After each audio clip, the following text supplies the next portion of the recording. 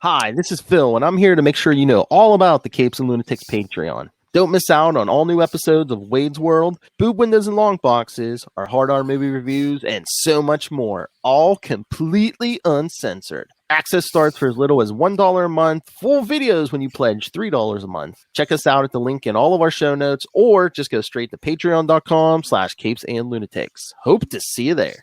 This is Luca Perich, and you're listening to the Capes and Lunatics podcast. Recording has started. Hello and welcome once again, dear listeners and viewers, because there are people who are watching us right now on the YouTube. Can you hear me, Philip? Yeah. You almost look like you couldn't hear me there for a minute. Okay. I heard you. Okay, because, I got that scraggly voice today for some reason. I don't know. I guess I wasn't properly lubricated before I started talking. Whoa. So that was the problem, I think. Hey, cats and kittens. Welcome once again to Super Connectivity. The only show that not only connects you, but connects you superbly. I'm your host, Charlie, the Professor Esser. For I profess. And with me, as always, is the blue-eyed bomber from the Burger Pits. Phil me and Perich. Hey, Philip. Hello. Thanks for joining us today. We have got a ton of comic books to get to this week. And I even have comic books from 3 weeks ago that I lost that I have to find in my house to read. We'll do that later episodes, but right now we still had more books because they keep on making books, Phil, every week. But before we go into that, I do want to talk about something that has recently happened in the world of sports ball.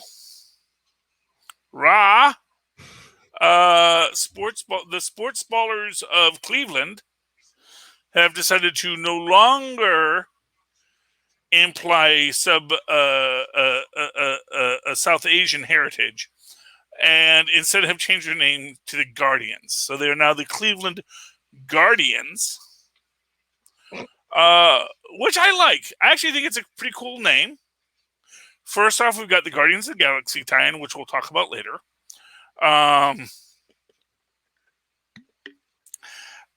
And I like Guardians because you don't have to change any fight songs because it has the same syllables and ends in the same vowel sound. And I think that is literally what they did. They said, we went through 300 things.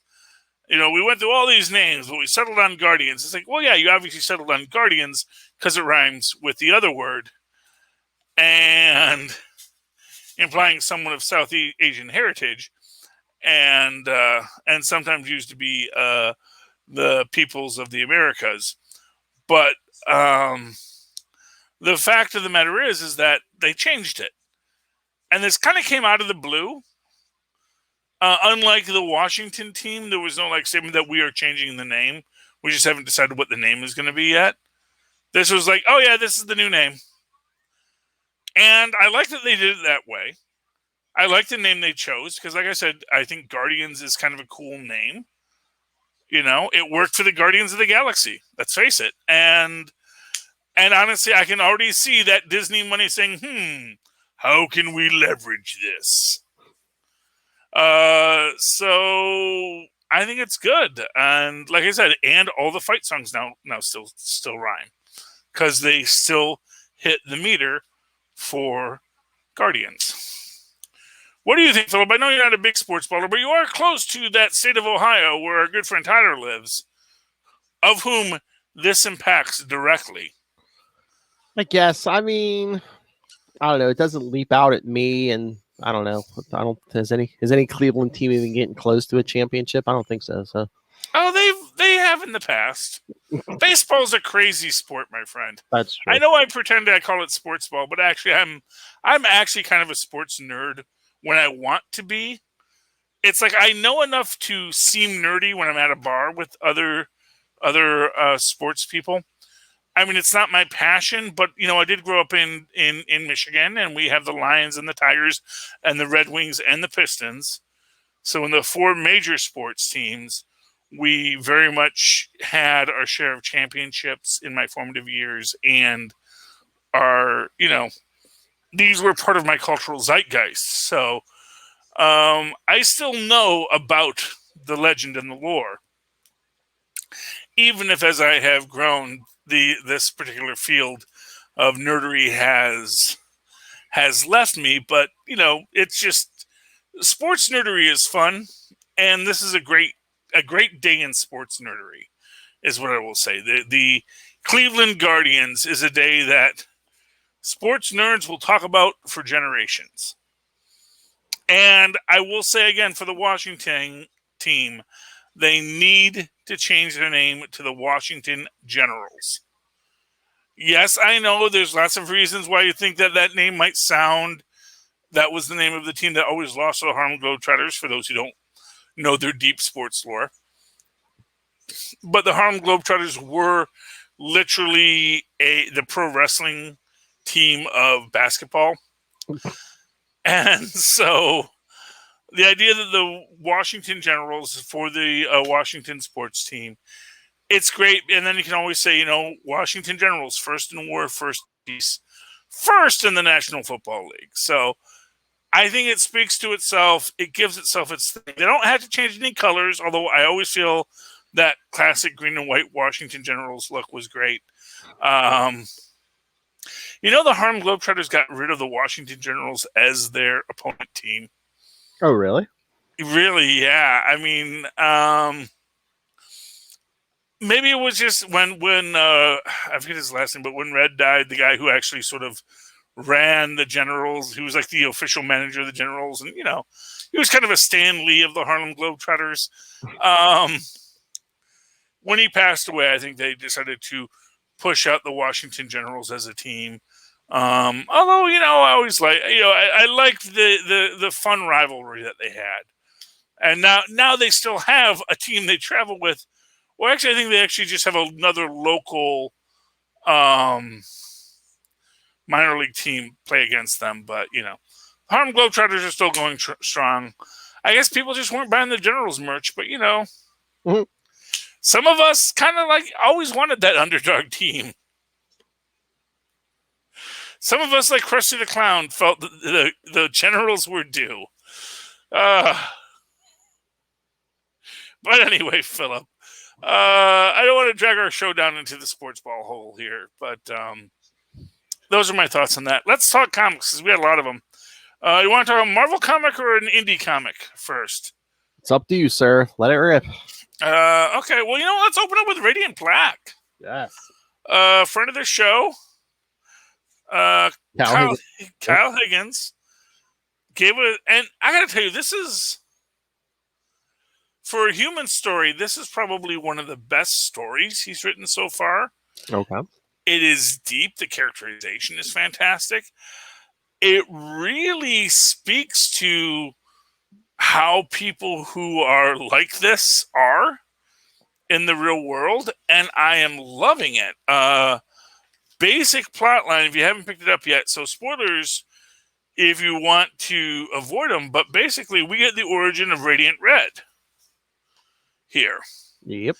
And how she came about. And we get to see how much what her story is fed by is the jerks that she's engaged to, who is such a textbook narcissist throughout this. He steals from her. He blames her for what has happened. Honestly, he is the villain of the book. Mm-hmm. More than anyone. And it's like, although I don't condone her choice to go rogue and rob a bank, although to be fair, those bank guys are pretty awful too. But I gotta say, man, as a story point, it was really great. And it was written so well. I could hear the words that he's saying, and it sounds right. It sounds, that is some of the most realistic dialogue I have heard on this subject, and I really appreciated it. What did you think, Phil? Yeah, I liked it. Again, it's like you say, it's like this human story where it's like, we all thought maybe Radiant Red was like this big villain, but no, it's just, just the cards life handed her, and again, just the boyfriend, just He's the worst. oh yeah. I mean, He is just the cleaning worst. out her bank account. Oh yeah, I mean for real.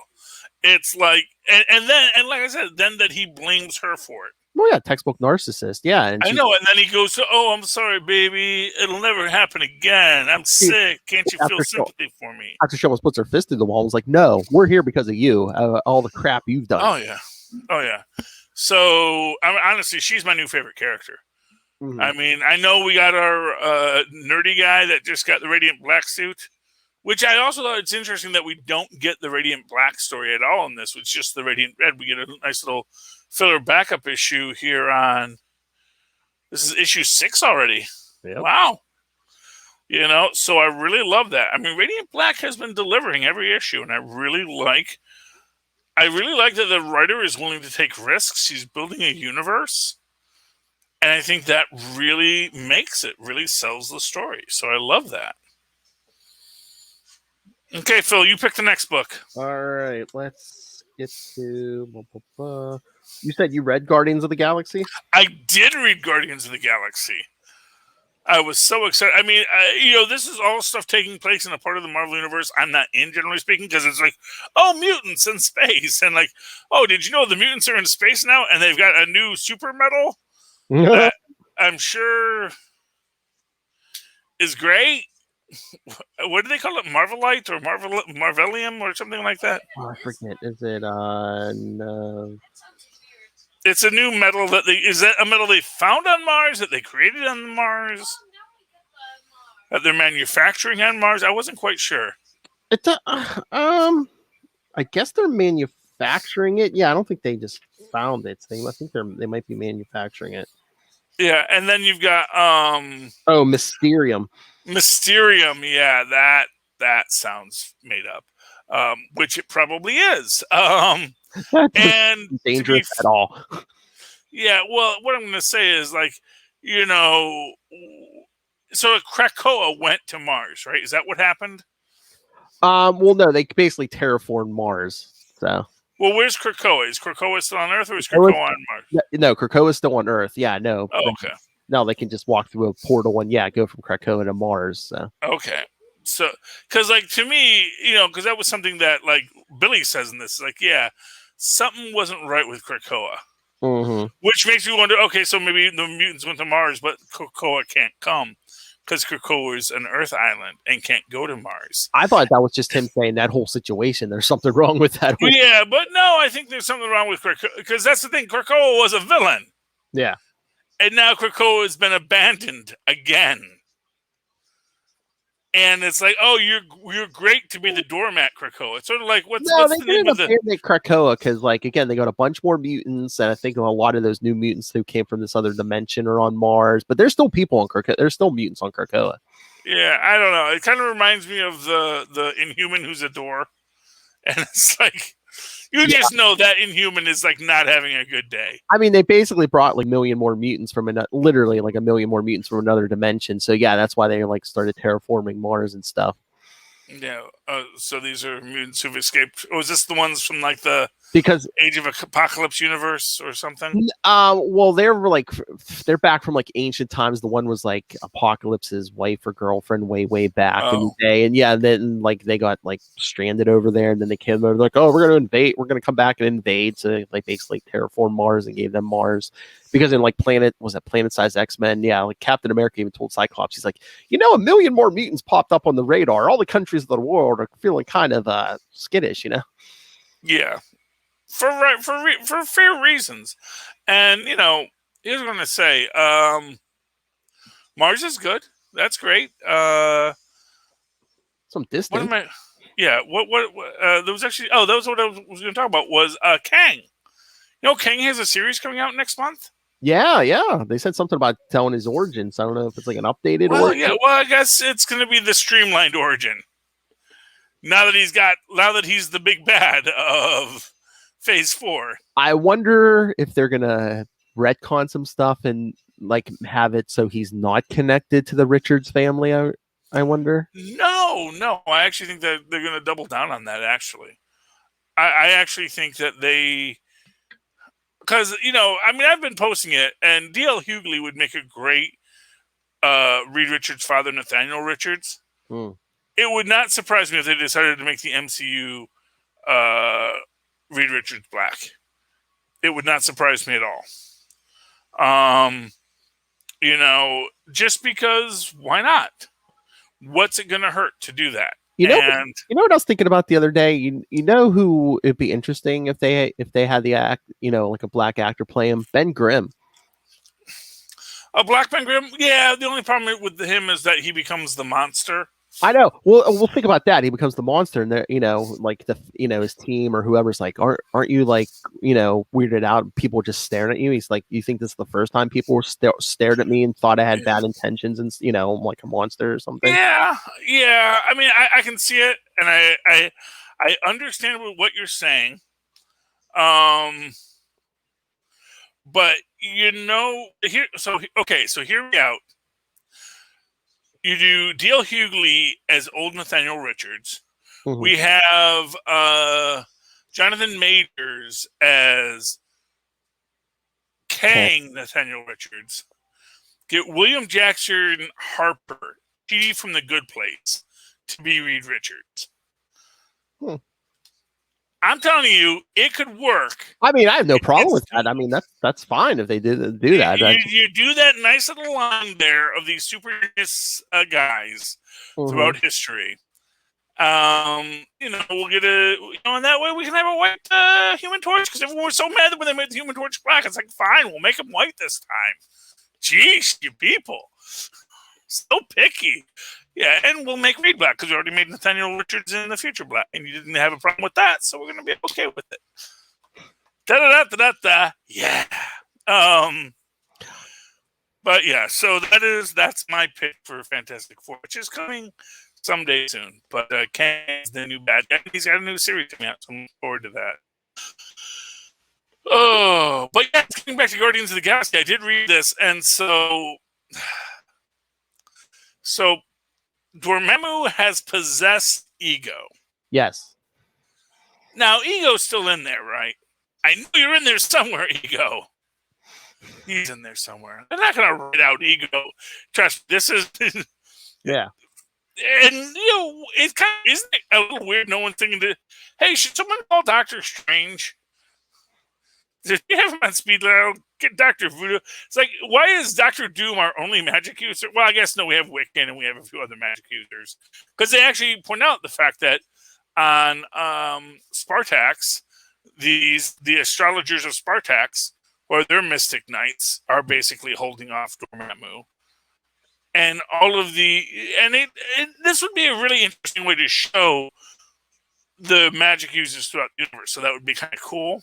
Mm-hmm. Although, kind of like WandaVision, it's going to be a little strange if Doctor Strange doesn't show up. It's like, aren't you defender of this universe? How did this happen on your watch? I mean, I wonder when this takes place, because I mean, they are teasing the upcoming death of Doctor Strange, so he may be busy for a while. Fair enough. Yeah, I mean, that's always a question. But obviously, we're going to get a little Doctor Doom magic. Although I hope he gets smacked down by Dormammu, who says, "Doom, you're a petty dabbler, college dropout." You college dropout. You're no Monaco Prince of Magic. It's for real. It's like you are not willing to actually do anything.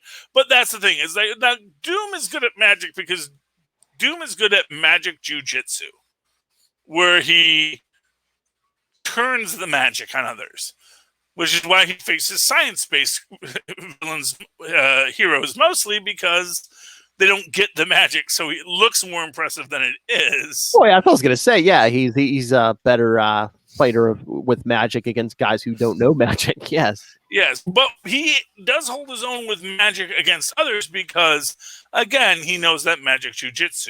Yeah. He knows enough about magical properties to know how to dodge and redirect. Mm-hmm. And it's like when that old lady in the Hulkbusters basically throws the Hulk to the ground when he's rampaging. Oh yeah. You know, which is just one of the best scenes in that run. It's just she just sort of like, and throws, which is something Captain America once I was did. gonna say Captain America did that too. Yeah, well, Captain America actually takes him on his shields and does a flip, but this is literally just her sidestepping him. No, there's a Peter David issue where like he's trying to get Hulk out of this apartment, man. He just like kicks the back of his knee and like flips him out the door. He's like, I know I'm gonna pay for this, but yeah, he just like flips him out. Yeah, and to be fair, as we know from the Incredible Hulk versus Batman, the Hulk is highly susceptible to kung fu. Yep. That's like his one weakness is kung fu, which I think is appropriate, quite frankly. Yeah, though. I mean, think about it. The Hulk's always relying on brute strength. So it's when someone can like toss him around, it's like, wait a minute. Well, exactly, because it's like, you know, it's not what he's prepared for. Well, he never learned. And, you know, even when you get into that Gladiator Scar Hulk thing, it's still about being, even when he learns to fight a bit better, he's still just the strongest fighter, you know. Yeah. I mean, look at Thor Ragnarok movie. I mean, Thor almost takes him down after he's been like undefeated for how long? Well, exactly, because he finally met a real fighter at his level. And, you know, arguably that is what people say about Thanos. But to me, it's also that he did have the Power Stone. Mm-hmm. That he does click his hand before he starts.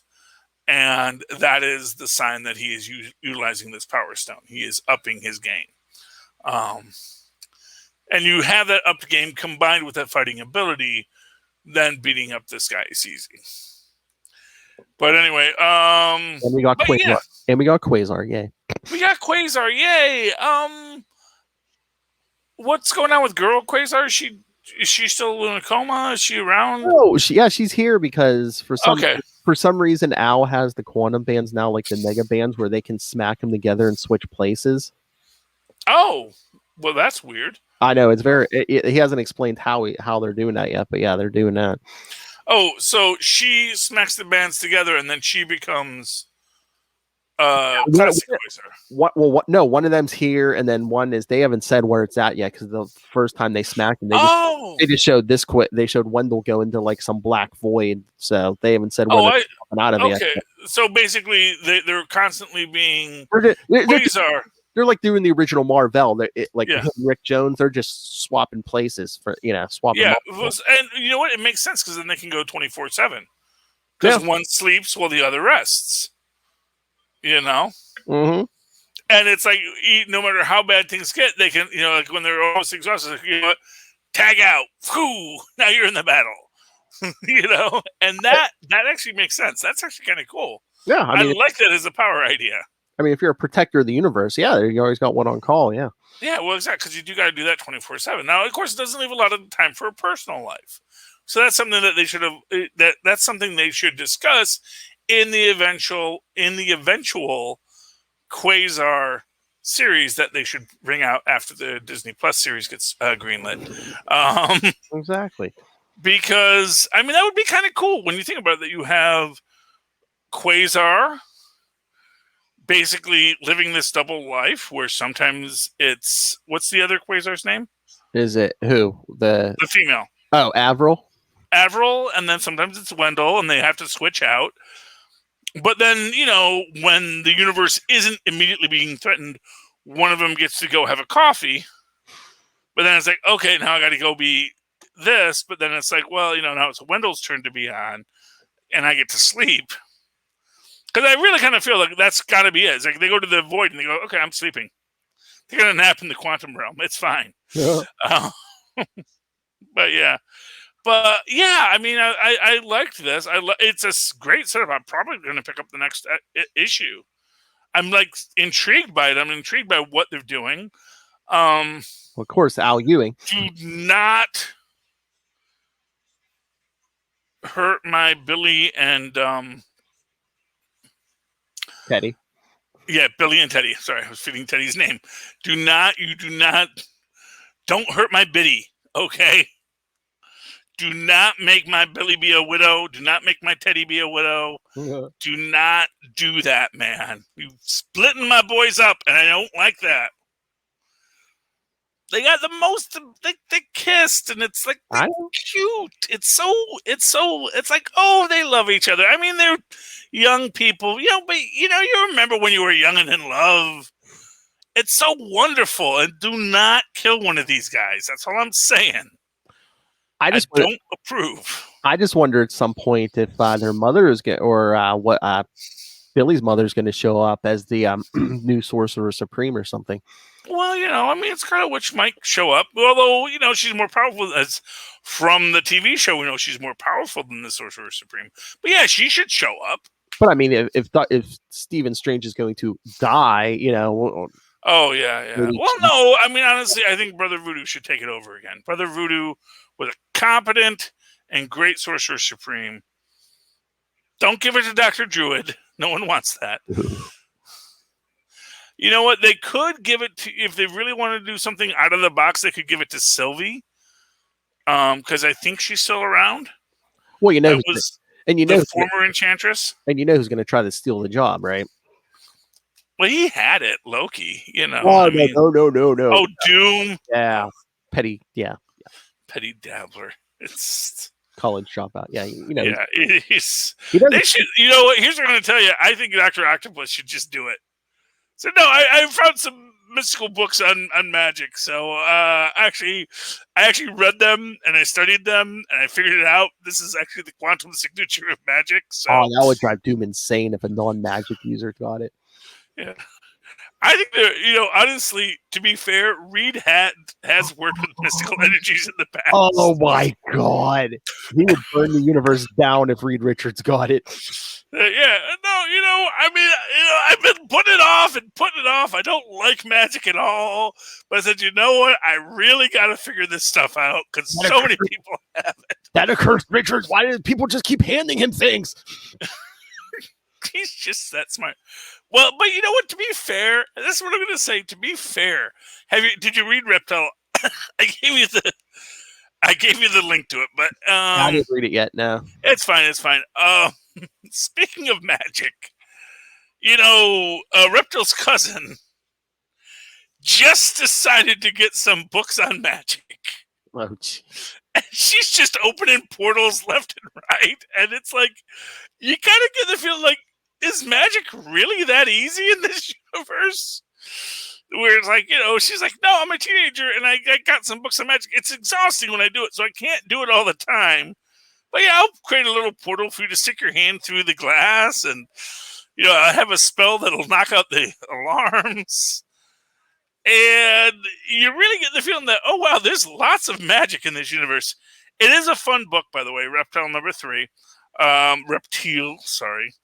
And they're fighting the son of the hag. For those who didn't see that coming, what's wrong with you? You find that actually the super genius tech guy actually is a real person who still does exist, but Megalith, that's the son of the hag's name. He actually he has Reptile's parents in a gem, so that's why he has So that's why he says, I know where your parents are. They're not dead. Their bodies are gone, but their spirits are in this thing. But anyway, they all get beat up and they come back home. We find out that his brother, or not his brother, his cousin, he took fencing and has been to therapy. So there's a whole thing about go to therapy. Get over your nonsense. And that was, it's a good book. It's enjoyable. It's a little talky, but I like it. If you like a little talky book, if you like a talky teen book about emotions and supervillains punching superheroes and vice versa, it's a good book that has all those things. Give me another book, Phil. Savage Avengers. Oh, there we go. I got a Conan book here somewhere that I haven't read. I might have read it because I think that was the one I read. The one that I did read that was him. Yeah, because I know. Yeah, actually, you know what? I did read that one because that was how he defeats the bad guy. But I can't find the book anywhere. But I think we already talked about it. Anyway, Savage Avengers, my Conan's back. And he's like lost in time, or to be specific, he's lost in a nightmare. Because Nightmare is mad at Cullen Goth, because Cullen Goth is killing everybody. But Well, Conan and Johnny Blaze are stuck in a nightmare. yeah, Johnny Blaze. Was it Johnny Blaze earlier? Was Johnny Blaze the Ghost Rider we've been dealing with, or no? Where? I thought it was Robbie Reyes earlier, but I could be wrong. Well, Robbie Reyes is in the regular Avengers book. I mean, you kind of have them both rolling around. Okay. It's nice to see Johnny Blaze back, though. But I love just this idea with Nightmare, how it's totally just that, Cullen Goth is getting too powerful. But it's weird because the one thing I do know, it's people's fears.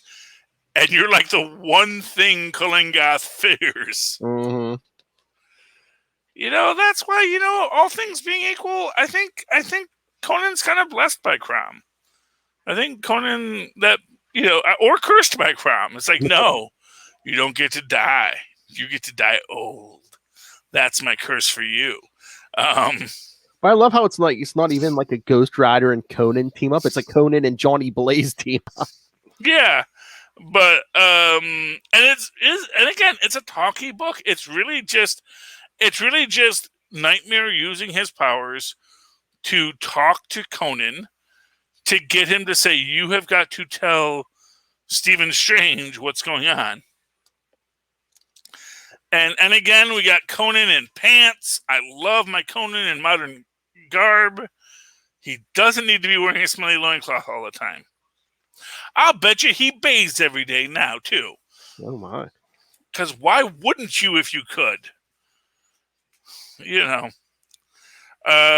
goes, he finds, you see he's got, and you see he raided the closet at the Hellfire Club. He's got he's like, this is good. He goes, picks up Dr. Strange, and of course, my patient, Shumagorath. Which is like, and Conan's just like, man, I don't like your wizards to start with. And now you've got Shumagorath in your house. It's like, dude, there's bigger problems to solve. Which is, I think, probably, see, this is how Conan becomes a king. Because he comes back, when he gets back to his own time, he's like, you know what, I've seen way too much. You folks just got no idea. And what's Conan's worst fear? Dying of old age. Exactly. Well, he's not gonna. He's gonna die a king, so that's cool. Oh, I know you were talking Miles Morales. Oh yeah, Miles Morales. So that was one that was set up, because it's like, to mirror everything else. Although that's not actually the Clone Saga that's mirroring, because it's actually literally what going to the Brooklyn Bridge with the girl that he loves, because it's his baby sister, and he loves his baby sister. Mm-hmm. And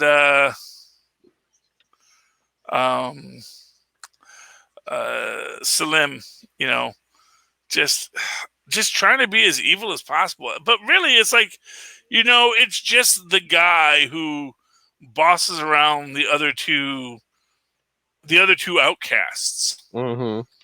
And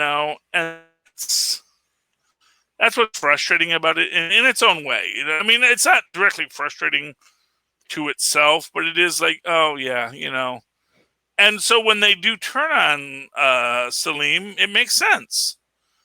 Because he's done nothing but be a jerk to them the whole time. Oh, and yeah. That's the one thing. The one thing I don't get is when what's his name? Shape? Is it Shape or is it no? It's Shift. I keep on confusing him with Michael Myers. Yeah. Tristan's been making me watch a lot of Michael Myers stuff lately. But preparing for Halloween. Yeah, there's a new Halloween coming out. Yeah, I'm sure there is. Yeah. Yes, but the shift. So that's the thing, because I don't see him have any like paint cans when he makes the mural.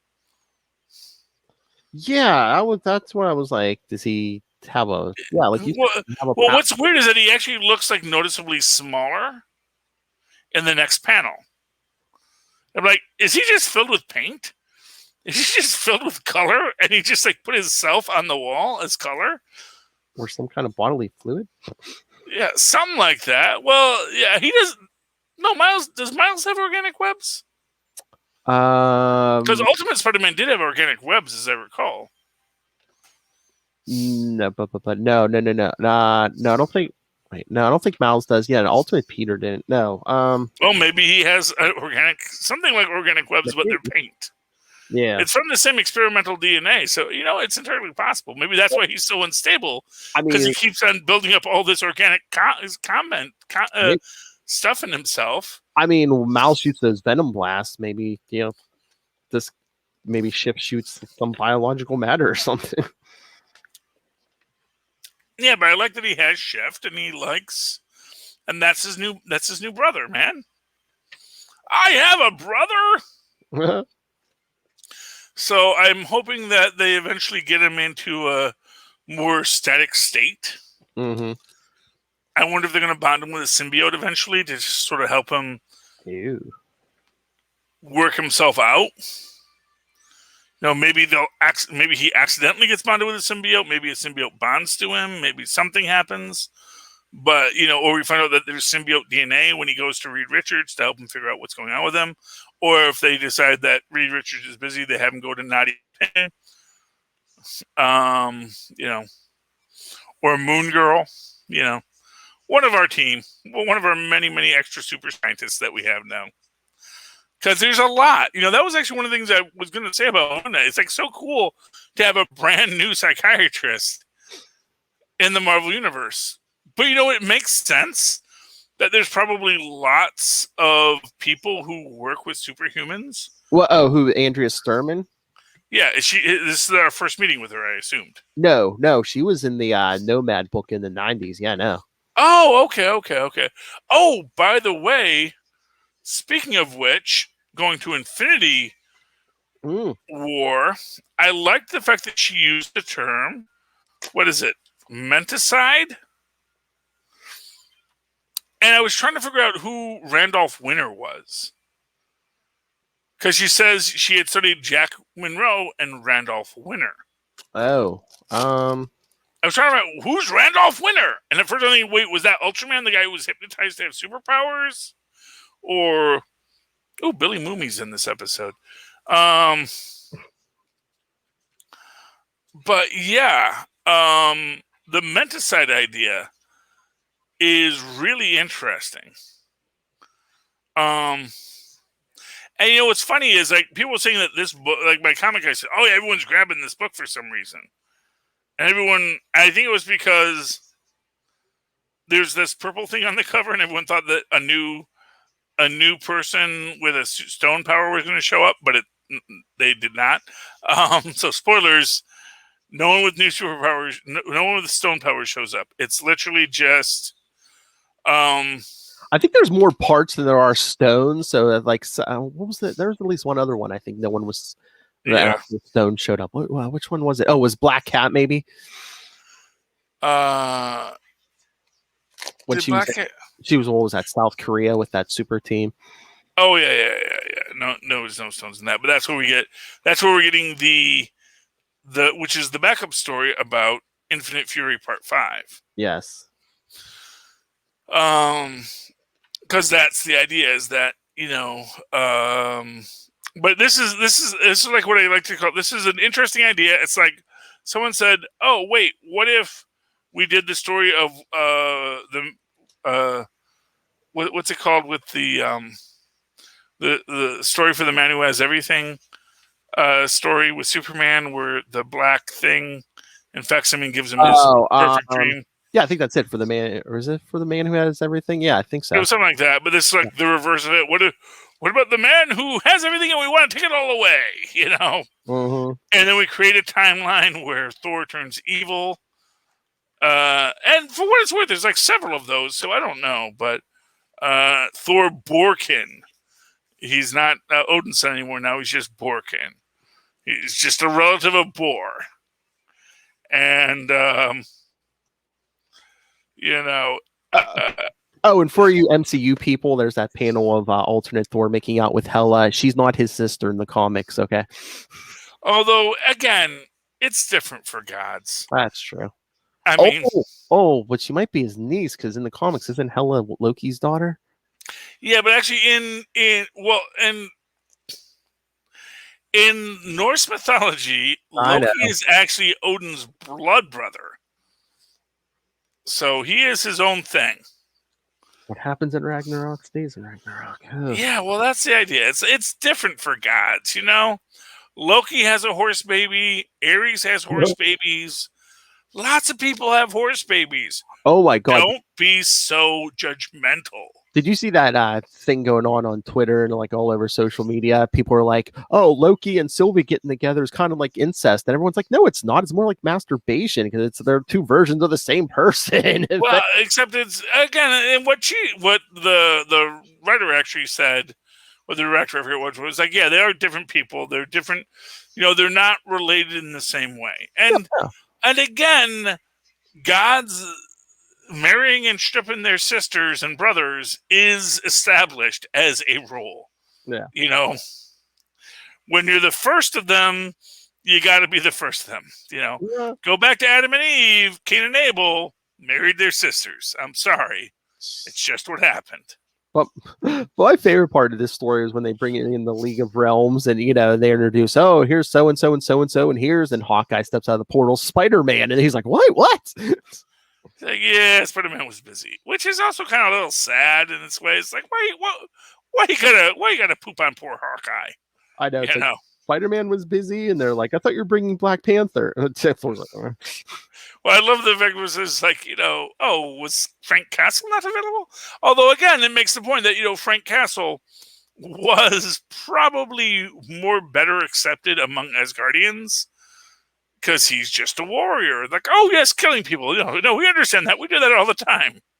Yes, kill, / kill. Great. You do it for good, though, right? Yes, of course, always for good. Well, then, wonderful. What are we complaining about? He swears blood vendettas all the time. It's what you got to do, my friend. It's what you got to do. So, you want to talk My Little Pony or Gamma Flight? You pick. I didn't read either, so tell me. Okay. Oh, you didn't read Gamma Flight yet? Oh, it's so good. But we'll start with My Little Pony. Get our indie book in this week. This is the last of not the last. This is the second of the My Little Pony Transformer crossover. Friendship, as you might have imagined, does in fact save the day. Even like Optimus and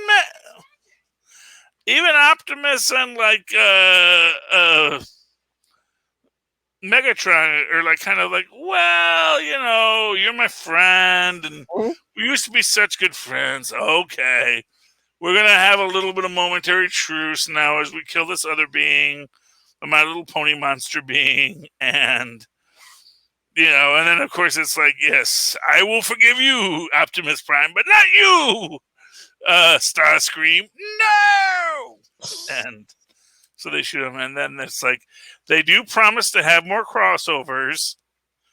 Because I get the feeling this book is selling like hotcakes. I think this is like what G.I. Joe Transformers wishes it was. Oh. Speaking of the G.I. Joe movie recently, like the director said, oh yeah, well the G.I. Joe Transformers crossover is inevitable, and that got people's ankles up, and I was like, I actually kind of enjoyed the G.I. Joe Transformers crossover a little bit. Honestly, at the time, I was a little upset by it because I did feel it was not it was not pure canon as I would like. But as I've grown, I have seen that. That's where we introduced Goldbug, and I understand a bit more. As I've matured, I understand why. Being a Volkswagen Beetle was once the perfect disguise, but then being a Volkswagen Golf was actually a better disguise as time passes because you're no longer a classic car. I mean, that was good, but the thing that worries me is I think IDW might have done their own G.I. Joe Transformers crossover. So I don't, like I said, I haven't read it. Oh no, I'm sure it'll suck. But we've seen G.I. Joe, so we know it'll suck. So, but My Little Pony Transformers, that's great. That is magic. The friendship is, as described, magic. and that saves the day. So I highly recommend it. And finally, Gamma Flight, which is good. Again, it's really good. Apparently, Scar is working with an offshoot of Gamma Base now, and it's very complex. There's a lot of backstabbing, and like you get the feeling like there's a lot of money just sitting around that no one is paying attention to, and like superheroes and supervillains are just like sitting on massive piles of nonsense. We get an entire Hulk Buster. Everyone looks like Redeemer here. A new Hulk Buster division of just battle armor. And then they all go against, Scar, who now has like Fingerhead. And there's kind of the implication in this that maybe Scar's been experimented on too, although he's just really enjoying being a Hulk. So it is neat. We get that Charlene and Samson are kind of having a thing, and Samson's kind of working through his own issues with being in Sasquatch's body, but I guess Sasquatch actually had a thing with Charlene before. That's the scientist that's working with them. And basically what happens is when the machine to teleport people blows out, Absorbing Man absorbs the machine to become a teleporter himself, but then he gets damaged.